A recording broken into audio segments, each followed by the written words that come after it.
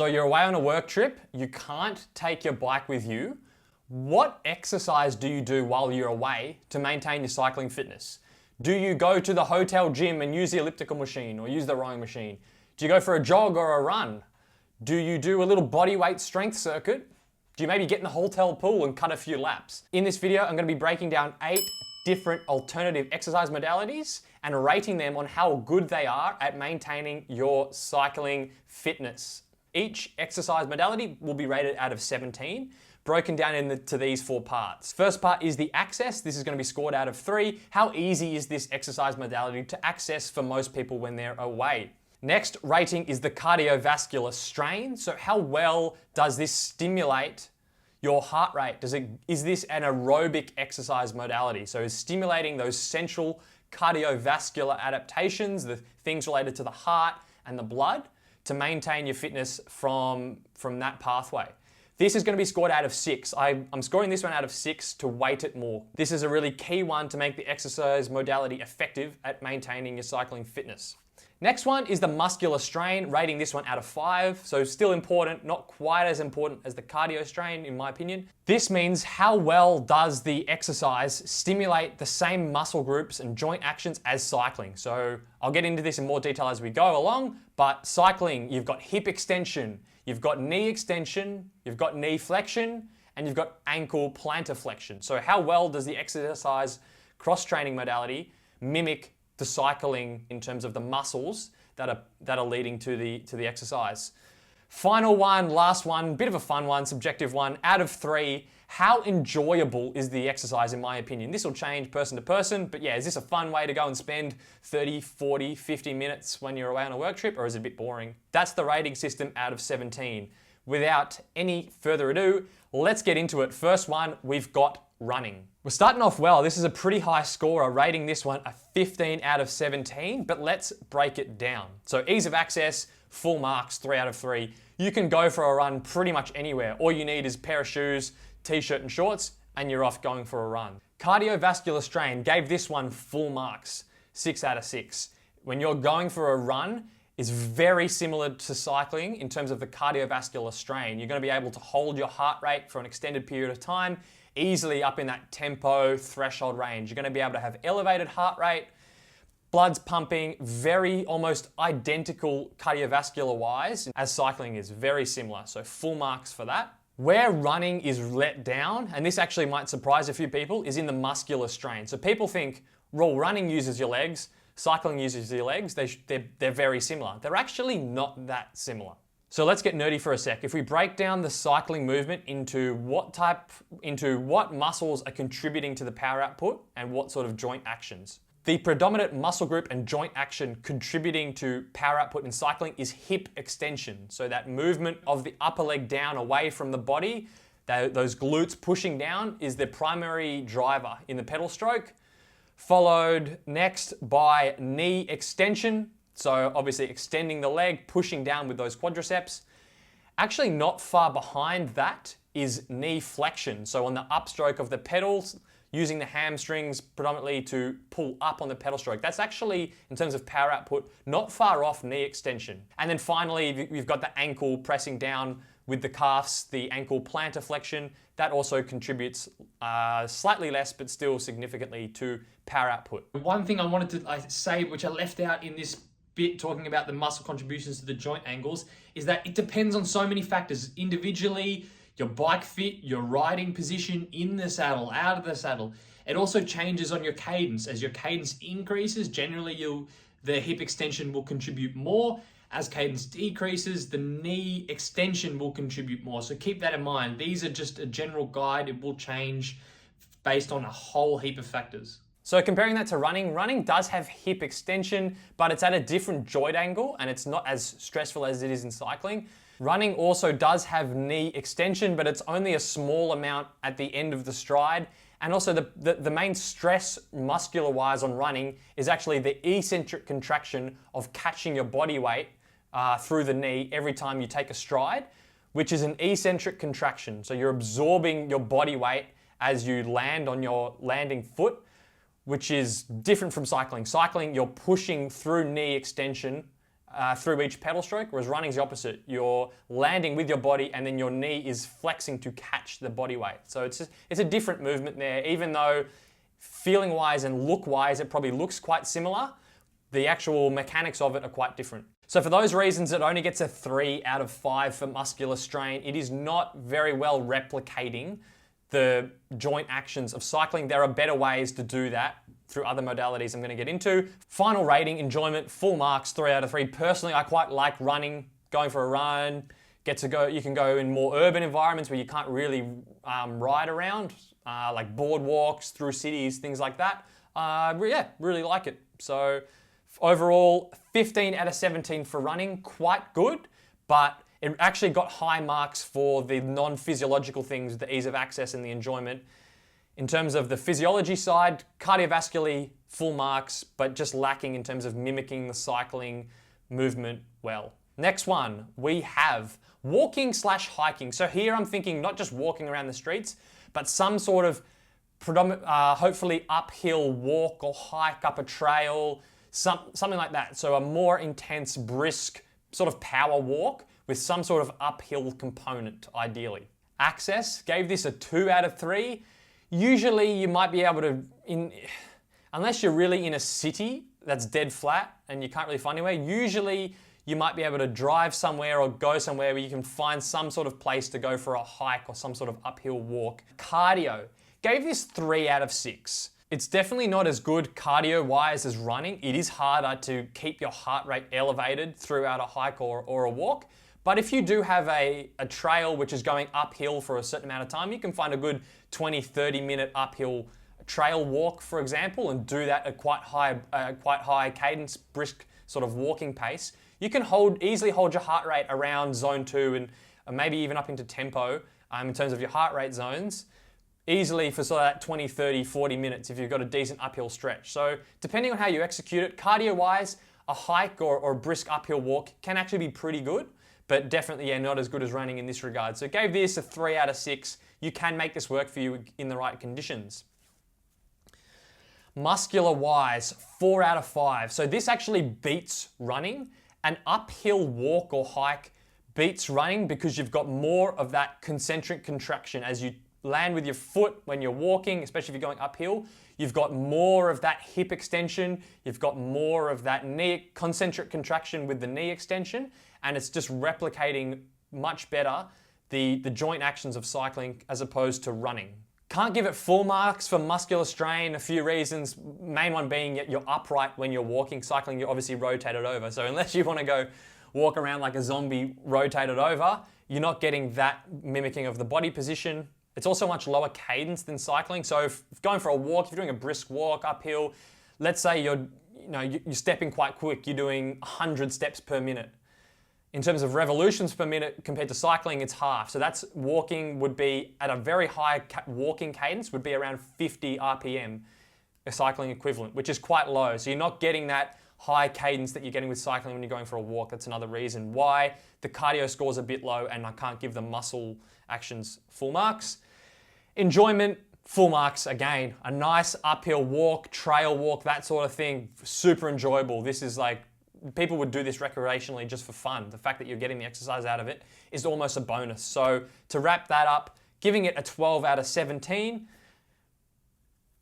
I actually think if you have the right terrain, good uphill sort of walk, brisk walk, and I think from some people can actually be better than running. And also because you don't have that pounding high impact action, that eccentric contraction of the knee that you get when you're running, you're not going to be as sore after an uphill hike or walk as you are compared to a run. So important for those of us that cycle, that don't run very often or ever at all. So 12 out of 17, depending on where you're going, could actually be a really good one for you to do. Switching it up, next one, we've got the rowing machine. Let's break it down. Overall score, 7 out of 17, so not very good at all. Access, 1 out of 3. If you're in a hotel that has a gym, chances are they probably have a rowing machine. So, it's not terrible, but it's also, if you're staying in an Airbnb or something, you're not gonna have access to a rowing machine unless you go and find a gym. So not great in terms of access. Cardio score, 0 out of 6. The reason I gave it 0 is that for most people, if you haven't rowed before, There is a technique component which you're going to really struggle with. And then you've also got the upper body aspect in that to execute a rowing movement for a long enough time to get the cardiovascular strain, so we're talking about at least 20 minutes, to go for a 20 or 30 minute row takes a significant amount of core strength and arm strength, upper body strength, to be able to hold that. And most people aren't going to have that. So the chances are if you pluck any random cyclist and stick them on a rowing machine, they're not actually going to be able to row for long enough to get the cardiovascular strain. The other thing affecting this is that the cadence, the strokes per minute of rowing is quite low compared to cycling. So you're using 2 legs at a time, but you might only row at 25, maybe 30 strokes per minute, which is really low. It's just not replicating the cadence you're going to get when you're cycling. So in this sense, it's much more of a muscular movement for a cyclist as it is a cardiovascular movement. Now you can do things to help this. You can reduce the fan setting on the ergometer so that there's less resistance, and maybe you can do more strokes per minute and increase that cadence. But yeah, I'm really struggling to see how this is going to be good cardiovascular activity for a cyclist. Muscle-wise though, it is actually quite good. So I gave this a 4 out of 5. So rowing has the key major movements. You've got hip extension in rowing. So rowing, at the start of the stroke, you're rocked over, you push your legs down, and then you rotate your trunk backwards. So there is hip extension in the movement. The glutes are working. You've also got knee extension, top of the stroke. As you come up the slide, your knees compress, and then the knees push down, replicating that concentric contraction you get in cycling at the knee. So that's good. Other thing you've got is once you finish your stroke, you rock back over, you then need to pull yourself up using your hamstrings. So you have knee flexion there as you come back up the slide. So you're pretty well replicating all the main movements from the cycling pedal stroke. That is probably a reason why rowers do transition fairly well to cyclists, is because the basics are there in terms of those joint actions and those joint movements. So 4 out of 5 for the muscle side of things. It's not doing it in a cardiovascular way just because it's too much of a muscular movement. The cadence is too low. It requires too much muscular strength. Final one here, enjoyment. Gave this one a 2 out of 3. Not great. Kind of a novelty, I guess. If you're going on holidays, maybe you're gonna hop on the rowing machine 2 or 3 times. It could be kind of fun. Something different, something new. There is sort of a novelty aspect there for people that haven't rowed before. Probably will enjoy it. So yeah, gave that a 2 out of 3 in terms of enjoyment. Overall, that wraps us up at 7 out of 17. Just a shame the cardio aspect isn't there to make this super useful for most cyclists. Next one, we have swimming. Let's get into it. Access, quite hard to access a pool. You may have a pool at the hotel you're staying in, but chances are it's not going to be that long. So even if you're swimming laps, you'll be constantly turning. So you're probably going to need to look for at least like a 30-meter pool to get a decent swim in, which is quite rare access. So giving it a 1 out of 3 for that. Cardiovascular-wise, pretty good. You can really get your heart rate elevated swimming and hold it there quite easily. It's low impact, generally low muscular strain. So that allows the cardio aspect to come in and you can keep your heart rate elevated. So I gave it a 4 out of 6 from the cardio side of things. You will be able to get a good workout for your heart. Where it is let down massively is the muscular side. Gave it a 1 out of 5. You've really got no hip extension when you're swimming, which is a real deal breaker. That's the predominant joint action that's contributing to power output in cycling. You don't have really any of that in swimming. All you've basically got is the kicking of the feet, which requires a bit of knee extension, knee flexion. So you are getting a bit of workout around the knee, but even that, the degree at which you're getting knee flexion and extension when you're swimming is only a bit. It's not like you're getting that full knee joint action you're getting with cycling. So it's mainly upper body you're getting with swimming. So for that reason, it's a 1 out of 5 for that. You're really not stimulating the muscles in the same way. Enjoyment, I gave this one a 0. Personally, I can't think of anything more boring than swimming laps in a relatively small pool. I just think this is, you might be able to do 15, 20 minutes. To think someone who's not a swimmer is going to be knocking out 40, 50-minute swims is really hard to believe. There's nothing to look at. You're literally staring at the bottom of the pool. So yeah, 0 out of 3 for enjoyment. That wraps us up as a 6 really not the top of my list in terms of maintaining cycling fitness. Next, we've got bodyweight circuits. So not heavy strength training. I'm thinking you've put bodyweight exercises together, things like squats, lunges, burpees, putting those together in more of a circuit style where you're doing higher reps, and maybe you're doing that circuit for 15, 20, 25 minutes, that sort of thing. So access, full marks, no equipment needed. You can pretty much do this anywhere. You can do this in the bloody hotel, your hotel room bathroom if you want. You can do this anywhere. Cardio strain, not great. Like, it's not terrible. Gave it a 2 out of 6. If you're doing really low load exercises, things like lunges, bodyweight squats, things like that, you can do enough reps that the session is long enough that it's causing a good cardiovascular strain. But generally overall, these bodyweight circuits are more of a muscular strain as opposed to a cardio strain. So yeah, you can get your heart rate up, but you're sort of going to be, after 15, 20 minutes of a bodyweight circuit, you're probably going to be pretty cooked. So it's just not that long of an endurance workout. For most of these things, for something like a run, for example, or going for a hike, you can easily get sort of 40, 50 minutes, which is going to have more of an anaerobic endurance stimulus. So 2 out of 6 for that. Muscular strain though, for bodyweight circuits, 4 out of 5, quite good, because you can just choose exercises that mimic the cycling pedal stroke. So things like squats, single leg squats, they really well mimic the hip extension, the knee extension. There's plenty of exercises that really well mimic the cycling pedal stroke. So almost full marks in terms of the muscular strain, in terms of mimicking the joint actions. It's just the cardio side that's slightly lacking there. Enjoyment, personal preference, 2 out of 3. Bit of fun if you can make them long enough, give it a 2 out of 3. So overall, getting 11 out of 17. Good stimulating of the muscles relevant to cycling and in the same joint actions as cycling. It's just missing that cardio stimulus you're going to get from something like a run. So overall, 11 out of 17 there. Moving on, this is my dark horse, stair climbing. So hear me out here. Access, I gave it a 2 out of 3. You can usually find some flight of stairs, whether that's a flight of stairs outdoors, up some sort of hill at a park, or even like there's a stairwell in a hotel, as weird as that sounds.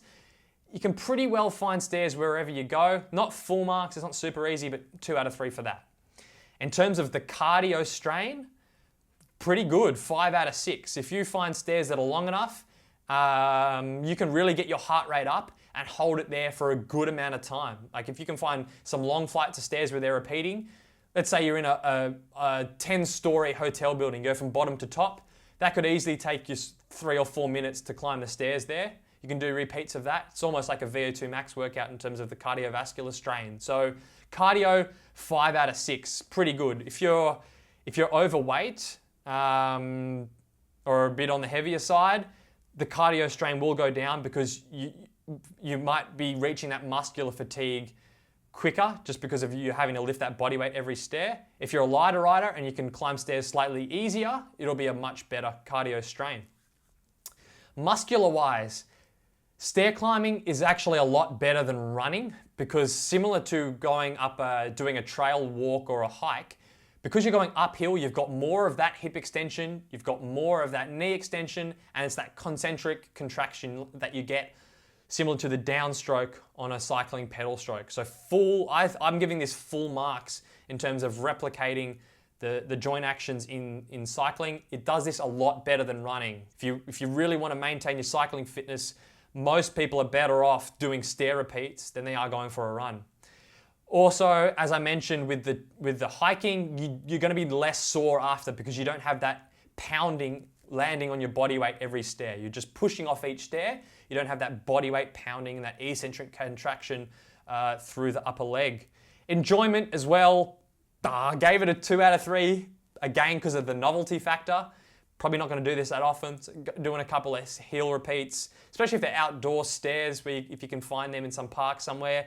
Fresh air, out in the outdoors, something different, put some music in. I think that'd be pretty fun. Give it a 2 out of 3 for enjoyment. So overall, 14 out of 17. In terms of the cardio and the muscular side of things, really good. Just the access and the enjoyment, maybe not quite there. But that's my secret weapon, the stair climbing. Really like that for maintaining cycling fitness while you're away. Next one, we've got the elliptical machine. You know that thing where your legs sort of move like that on the track, and you can also pump your arms if you want, the elliptical machine. I'm doing this without the arm movement. So for most of the time, you can just take your hands off the arm movements, put them on the static handles, and then you can just move your legs. So access, gave this a 1 out of 3. You are going to need a gym that has this equipment. Some hotel gyms won't have elliptical machines, some will, so 1 out of 3 for access. If you're lucky in a decent hotel, you'll probably have access to one. Cardiovascular wise, really good. Full marks, 6 out of 6. You can really get your heart rate up on these machines and hold it there. They're very low impact, very good cardiovascular strain, very similar to cycling. Really good for that sort of thing. Muscular wise as well, gave it 4 out of 5. It actually replicates the pedal stroke and the joint actions better than running does, because you don't have that pounding action every time. It's more cyclical. You can really get the cadence up, and you've got that good knee extension and also decent hip extension as well when you're on the elliptical machine. Reason why this doesn't get full marks is that you are quite upright. So your body's upright and then your legs are moving. Cycling, you're more rocked over and you've got that movement of the legs, which does give more hip extension. So I do think it's very good, and it's better than running and some of those other alternatives, but not quite full marks there. So 4 out of 5 for that. Enjoyment, 1 out of 3. Pretty boring, not much of a novelty to it. But again, if you can bring an iPad and watch a TV show, sort of like you're on the train or something, that works pretty well. So overall, a 12 out of 17 in terms of the cardio-muscular side, kind of similar to stair climbing. Really good points for that. It's just the access and the enjoyment, it lacks a bit. But give it a go. If you're on holidays and there's an elliptical machine, give it a crack. I think you'll be quite surprised at how similar it feels to the cycling action. Final one for this video, we've got strength training, so weight training. There's a gym at the hotel, you've got the dumbbells, you've got a squat rack, you're doing strength movements. Let's chat through it. Access, 1 out of 3. Not super easy to get to. You'll have to find a gym or a hotel gym that has decent equipment. So 1 out of 3 for that. Cardio wise, no points. There is almost no aerobic stimulus you're going to get from this. Yes, doing weight training, you will elevate your heart rate, but it's only for very short periods of time, and it's really on a muscular level. So it's not really maintaining your cardiovascular fitness very well at all. In terms of the muscular stimulus, it is good. Similar to the bodyweight circuits, as I said there, you can choose exercises that mimic the cycling action. So you can go and do leg press and lunges and deadlifts, those sorts of things. You can stimulate the same muscles that you need for cycling, which can be of benefit, but it's just not in a aerobic endurance capacity. It's in a strength capacity, which is letting it down. Enjoyment, 2 out of 3, pretty good. I kind of enjoy doing weight training overall. So overall, that gives it a 7 out of 17 score. Does have its benefits, as I've said, but in terms of maintaining your cardiovascular general cycling fitness, not great. Doesn't have that cardio component. So that is it for this video. If you've watched this far, thank you. It does help the videos when you watch them the whole way through. Hope you got something out of it and learnt something along the way, and I'll catch you in the next one.